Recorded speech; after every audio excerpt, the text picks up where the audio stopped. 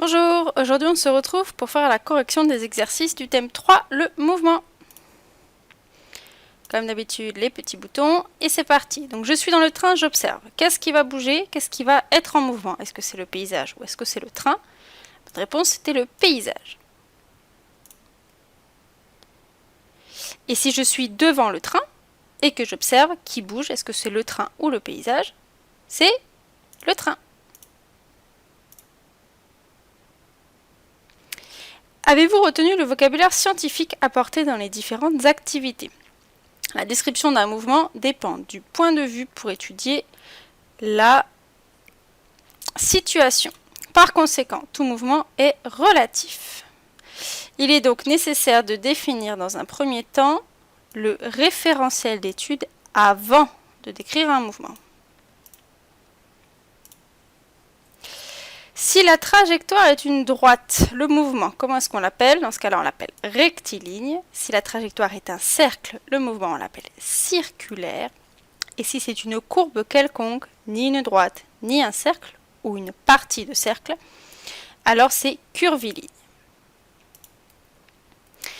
Vous allez observer des mouvements de différents objets, c'est ce que vous avez là en dessous, sélectionnez les bonnes réponses. Donc à chaque fois, il faut dire quel type de mouvement parmi les trois possibles c'est. Donc vous avez la grande roue, le téléphérique rouge, le téléphérique bleu et l'essuie-glace. Donc si on regarde la correction, on a circulaire pour la grande roue, curviligne pour le téléphérique rouge, puisque vous voyez ici la trajectoire décrite avec les petits points rouges qui se suivent.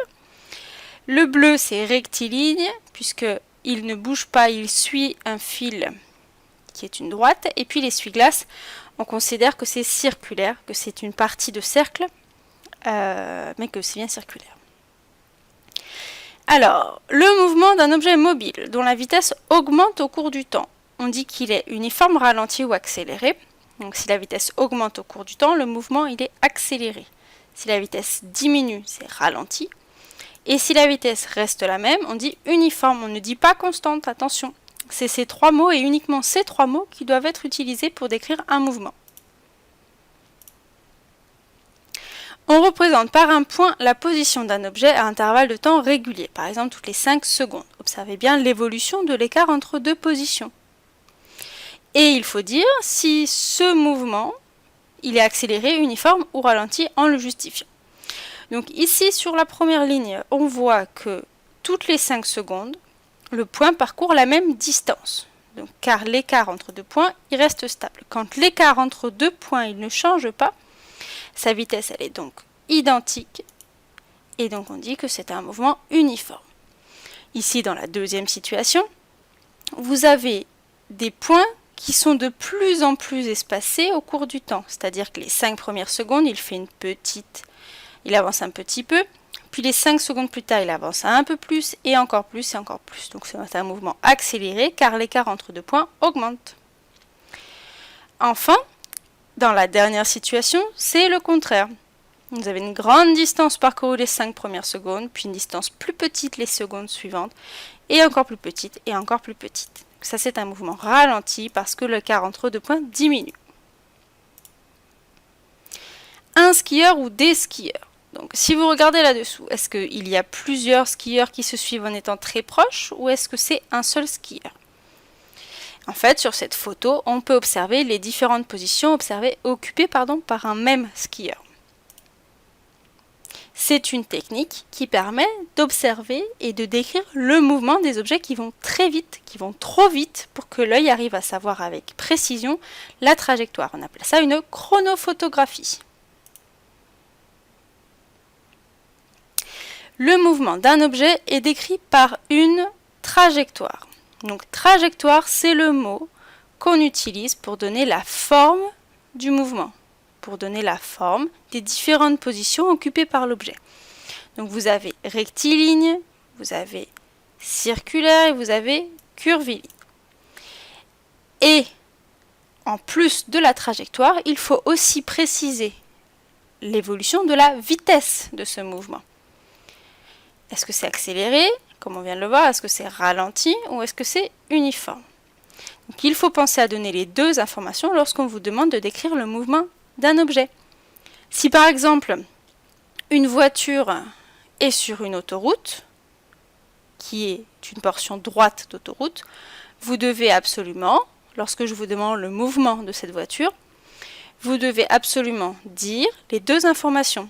Si c'est une portion d'autoroute qui est droite et qu'il a le régulateur de vitesse, alors vous donnerez comme réponse que son mouvement est rectiligne, uniforme. Les deux informations doivent apparaître. Une pomme tombe. Choisissez ci-dessous les propositions. Donc, est-ce que son mouvement, il est circulaire, rectiligne ou curviligne? Nous, ce qui nous intéresse, c'est le centre de gravité de la pomme, même si elle tourne sur elle-même. Donc, vous avez un mouvement rectiligne, puisqu'il suit une ligne droite. Est-ce que le mouvement est accéléré, ralenti ou uniforme? Il faut regarder l'écart entre deux photos. Cet écart augmente. On a donc un mouvement qui est accéléré. Le virage d'un avion. Est-ce que le mouvement est rectiligne, circulaire ou curviligne? Ici, on a pris le cas particulier où on a vraiment l'impression que l'avion fait un vrai arc de cercle, un vrai cercle. Et si on regarde, on a, il semblerait, des distances qui sont constantes à chaque intervalle de temps. Donc on aurait envie de répondre, le mouvement de l'avion est circulaire et uniforme. On va vérifier. C'était la bonne réponse. Le skieur maintenant. Donc vous avez le skieur qui arrive de la gauche, qui va vers la droite.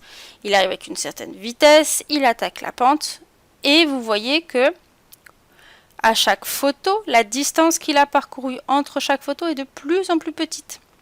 Ce qui est normal puisque quand il attaque la montée, vous imaginez bien qu'il va ralentir. Et donc lorsque les positions occupées par le skieur sont de plus en plus rapprochées pour un même intervalle de temps, on va dire que le mouvement il est ralenti. Et ensuite, si on regarde sa trajectoire, est-ce que c'est rectiligne, circulaire ou curviligne? Ici, c'est curviligne.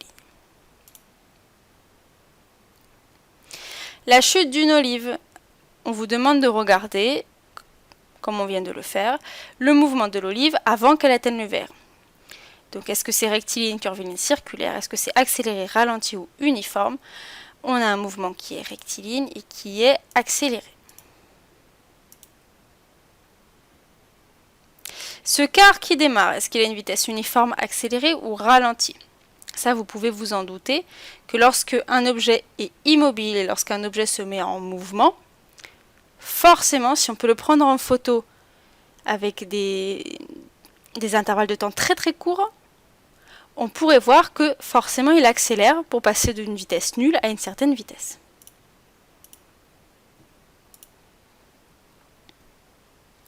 Sélectionnez là où les unités qui correspondent à une vitesse. Attention, il y avait des pièges.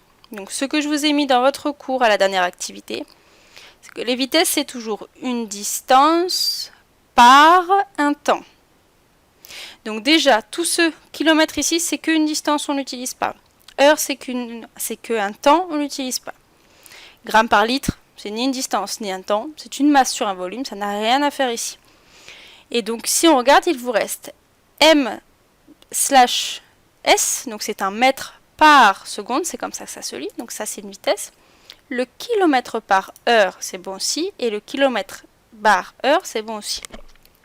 Ce qui aurait pu être faux, par exemple, c'est d'écrire kilomètre h sans la barre. Ça, c'est faux, puisque ce n'est pas des kilomètres divisés par des heures, et c'est ça qu'il nous faut pour une vitesse.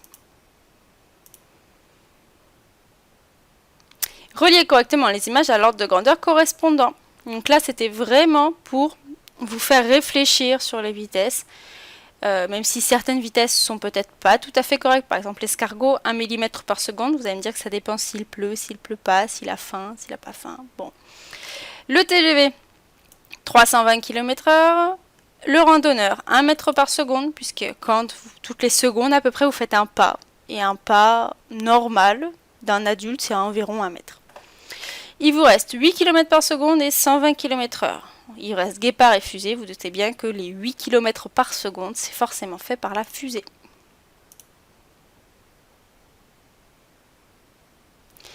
Et donc là, on va essayer de revoir ce qu'on vient de voir d'une autre façon, pour ceux qui auraient peut-être eu des difficultés. Donc le TGV, ça veut dire qu'en 1 heure, il parcourt combien? En 1 heure, le TGV va faire 320 km. En 1 seconde, le marcheur va faire 1 mètre. L'escargot, en 1 seconde, lui, il va faire 1 millimètre. La fusée, on a dit qu'en 1 seconde, elle faisait 8 km. Et le guépard, en 1 heure, il fait 120 km.